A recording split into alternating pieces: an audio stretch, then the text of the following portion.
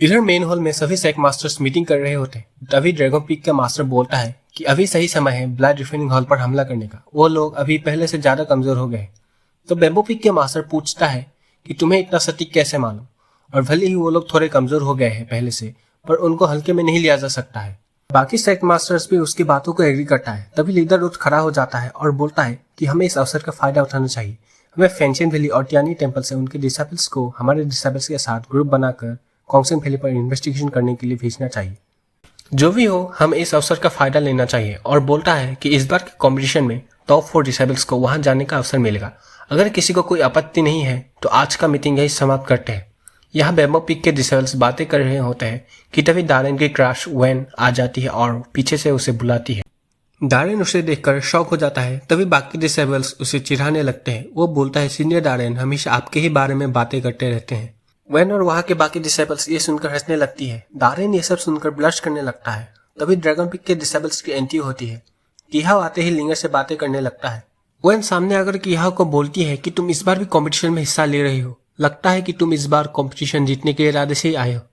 किहाव बोलता है कि वो इस बार टॉप पोजीशन लाकर ही रहेगा। वैन बोलती है कि मेरे जूनियर्स भी कुछ कम नहीं है, इनसे संभल के रहना। किहाव भी उनसे लड़ने के लिए उत्सुक होता है। फिर वैन लिंगर को अपने साथ दूसरे सेक्स से मिलने के लिए ले जाती है। इधर जिंगी पीछे से निकलकर जाफिन की ओर भागते हुए आता है। दोनों एक दूसरे के कल्टीवेशन इंप्रूव होता हुआ देखकर खुश होते हैं। जिंग बोलता है कि वो जाफिन से लड़ने के लिए बहुत उत्सुक है और वो उनकी लड़ाई के लिए राह देख रहा है। इस बार वो लकड़ी वाले तलवार से नहीं बल्कि एक सेक्ट से होकर लड़ाई करना चाहते हैं। यहाँ बंदर के पीछे एक डिसाइपल भागता हुआ आता है। वो उसे पकड़ने की कोशिश करता है, पर बंदर जाफिन के कंधे पर चढ़ जाता है और वो डिसाइपल गिर जाता है। वो डिसाइपल जाफिन को बोलता है कि लगता है कि तुम इस जंगली बंदर के मालिक हो, और पूछता है कि तुम्हें ये रेयर बीस्ट कहाँ से मिला और तुमने इस 3 आई बीस्ट को कैसे काबू किया। जाफिन को कुछ समझ में नहीं आता है। तभी इधर कंपटीशन शुरू हो जाता है। लोग जमा होने लगते। लीडर भी उठकर सामने आ जाता है और थोड़ी देर भाषण देने लगता है। इधर वो डिसाइपल जाफिन के बंदर के साथ मस्ती कर रहा होता है। इस डिसाइपल का नाम शैंग शुशु है और वो विन पिक का डिसाइपल है। शुशु अपना इंट्रोडक्शन देता है और अपने परिवार के बारे में बोलता है।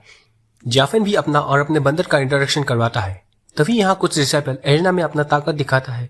जाफिन बोलता है कि क्या मैं सच में यहाँ सिर्फ देखने आया हूँ, और तभी उसकी डिमोनिक वेपन थोड़ा सा ऑरा छोड़ देती है। तभी यहाँ हलचल होने लगता है और लिंग जून बाहर आ जाता है। उसे उस डिमोनिक ऑरा का आभास हो गया था। तभी लीडर लिंग जून को शांत करवाता है और वो बीस्ट वहां से चला जाता है। लीडर भी अपनी जगह चला जाता है और बैठ जाता है। यहाँ मास्टर सभी डिसाइपल को चुप होने के लिए बोलता है और सभी को कॉम्पिटिशन में मोटिवेट होने के लिए बोलता है कि इस बार के कॉम्पिटिशन में जो भी टॉप करेगा उसे हेक्सागोनल मिरर मिलेगा।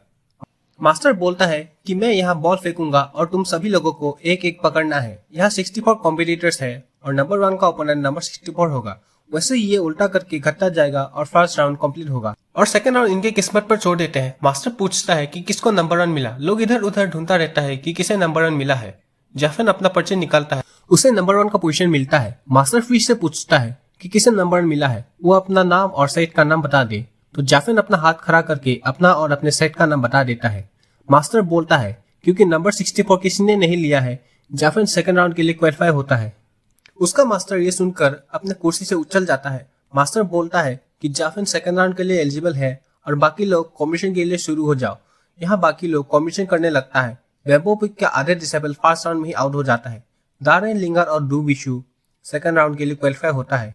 यहाँ सेकंड राउंड में लिंगर का ओपोनेंट संग पीक सेक्ट के सेंटिंडा होता है। दारेन लिंगर को चेतावनी देता है कि इसे अंडरएस्टिमेट मत करना, इसने लास्ट राउंड में एक बार में ही ओपोनेंट को हरा दिया था। लिंगर बोलती है कि वो इसलिए क्योंकि उसका ओपोनेंट मैं नहीं थी और एरिना में चली जाती है। लिंगर अपना इंट्रो देती है, लेकिन तभी शैन चुपके से हमला करता है। लिंगर खुद को जैसे तैसे संभाल लेती है और उस पर हमला करने लगती है। शैन भी उस पर पत्थर से हमला करने लगता है। तभी शुशु भी जाफिन के पास आ जाता है और उसे पूछता है कि तुम्हारा बंदर कहाँ है।